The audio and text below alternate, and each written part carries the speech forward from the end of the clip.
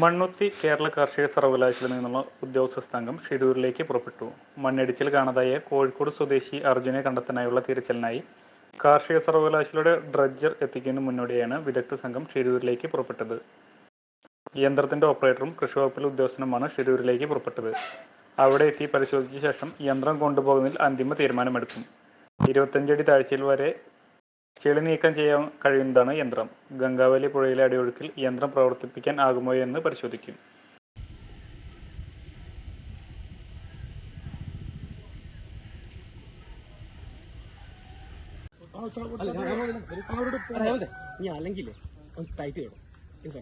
അതെല്ലാം അഴിച്ചിട്ടൊന്നും ജസ്റ്റ് ഒന്ന്